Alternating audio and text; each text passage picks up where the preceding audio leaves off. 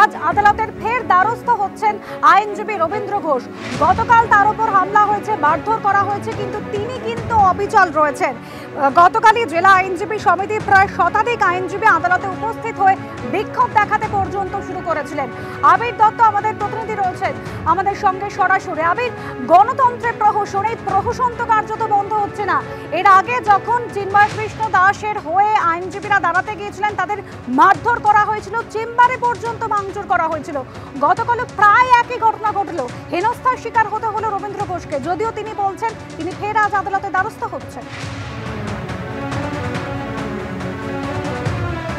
একেবারে অভিযোগ আরো মারাত্মক যে এই যে বিচার প্রক্রিয়া যাতে স্বাভাবিকভাবে চলে তার জন্য যেটা হয় যে কারোর নামে অভিযোগ থাকলে তার তরফ থেকে আইনজীবী তিনি সওয়াল করেন। এই ক্ষেত্রে দেখা গিয়েছে যে চিন্ময় কৃষ্ণ দাসের হয়ে আইনজীবী প্রথমে যারা ছিলেন তারাও আক্রান্ত হওয়ার ঘটনা আগে ঘটেছে, যে অভিযোগ বারবার করে উঠেছে। এবং এবার যেটা অভিযোগ তুলছেন যিনি আইনজীবী ছিলেন তিনি, যে গতকাল কোর্ট কক্ষের ভেতরেই তাকে পিছন থেকে ধাক্কা মারা হয়। কখন? যখন তিনি অ্যাপ্লিকেশনে জমা দেওয়ার প্রক্রিয়া চালাচ্ছিলেন। এবং তার এটাও বক্তব্য যেটা আরও মারাত্মক, যে বিচারক যিনি ছিলেন, বিচারককে এমন কিছু কথা বলা হয় যেটা ওই আইনজীবীর মতে যে সেটা পুরোপুরি হুমকি, এবং এরপরেই বিচারক কক্ষ ছেড়ে বেরিয়ে যান। অর্থাৎ বোঝাই যাচ্ছে যে চিন্ময় কৃষ্ণ দাসের জামিনের শুনানি যাতে এগিয়ে নেওয়া হয় সেই জন্য, যে সেই মর্মে যে আবেদন করার জন্য এই আইনজীবী গিয়েছিলেন, সেক্ষেত্রে কীভাবে চাপ সৃষ্টি করা হয়েছে, কীভাবে বিচার প্রক্রিয়াকে বিলম্ব করার যে প্রচেষ্টা, সেই প্রচেষ্টার অভিযোগ তিনি তুলেছেন।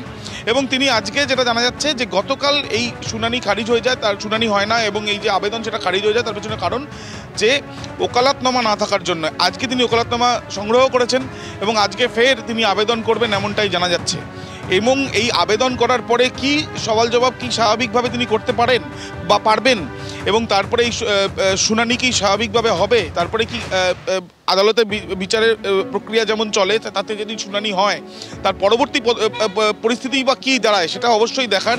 তবে এটা ঠিক যে যিনি আইনজীবী তিনি কিন্তু এটাও মারাত্মক অভিযোগ তুলছেন যে তিনি মানবাধিকার কমিশনের সঙ্গে যুক্ত, এবং এই ধরনের পরিস্থিতি হলে সকলেরই পাশে দাঁড়ানোর তিনি চেষ্টা করেন, কিন্তু তার উপরে এই যে ধরনের আক্রমণ সেটা কোনোভাবেই তিনি মেনে নিতে পারছেন না, এবং এই বিষয়টাকে সন্ত্রাসের আবহর মতন তিনি ব্যক্ত করেছেন। একেবারে সন্ত্রাসের আবহ কিন্তু এখনো বজায় রয়েছে বাংলাদেশে, এবং কেউ বাদ যাচ্ছে না এই সন্ত্রাসের বাতাবরণ থেকে। গতকাল আদালতে দাঁড়িয়ে যে ভয়াবহ পরিস্থিতি, যে ভয়াবহ অভিজ্ঞতার সম্মুখীন হয়েছিলেন আইনজীবী রবীন্দ্র ঘোষ, যিনি আজ ফের আদালতে দ্বারস্থ হচ্ছেন। শোনাবো।